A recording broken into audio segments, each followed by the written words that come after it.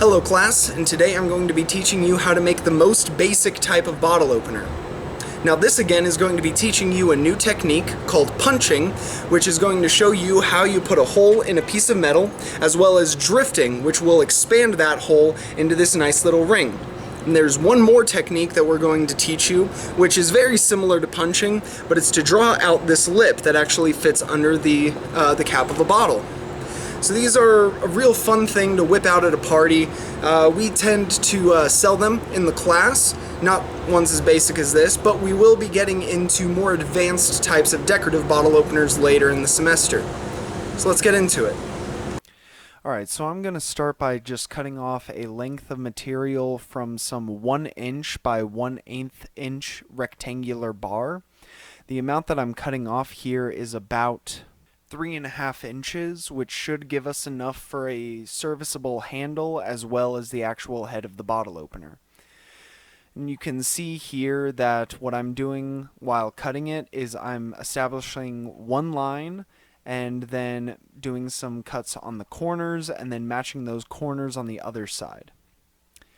And here I'm just going to flatten it, and then because this is going to be a ring, I'm going to knock down these corners.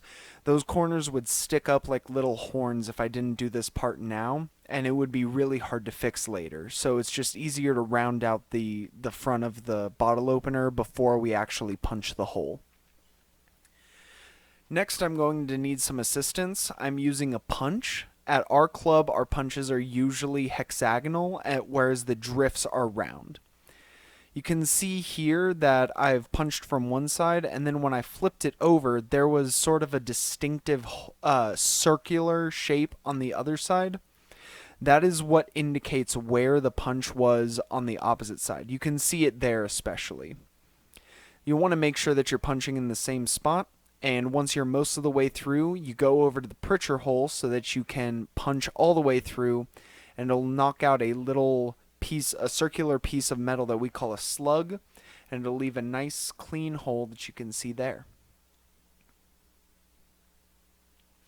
Next, we need to widen that hole, so I'm using a drift. At our club, our drifts are usually made out of mild steel and they're circular, and that's how you can differentiate them from the punches. So I'm going to punch this down, and it might get stuck. You might have to punch it out, and because the pritcher hole is so wide, we don't have swage blocks. Because the pritcher hole is so wide, you might have to hammer it down to flatten it again. But I'm just going to drive the drift straight through, and that's going to widen that hole. And usually for our club, you're going to have to use 2 drifts just because the primary drift is not going to be wide enough to actually fit the hole around the horn of the anvil.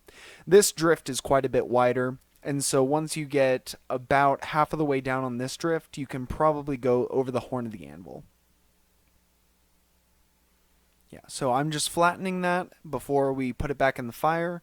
And then once you have it on the horn of the anvil, you're just going to hammer it on all sides, moving in a circular motion. You want to make sure that your hammer blows are consistent all the way around the ring so that you don't get areas of thin spots and thick spots.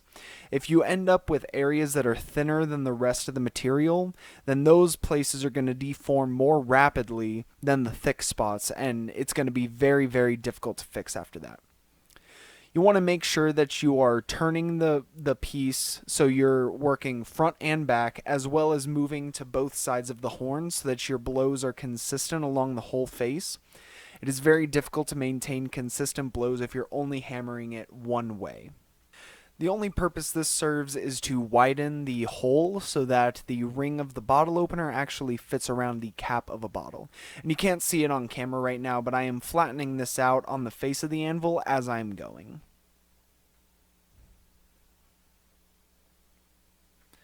And now we are going to put in the lip of the bottle opener. I'm using what's called a ball punch, and again, you're going to need someone else to help you while you're doing this. You're going to set the ball punch on the edge of the middle of the ring, and you're going to hammer straight down on it. We advise that you hold the ball punch in the tongs just because the ones that we have are pretty short, and you might accidentally start to burn yourself if you don't use some tongs to hold it. Then you have successfully made your bottle opener.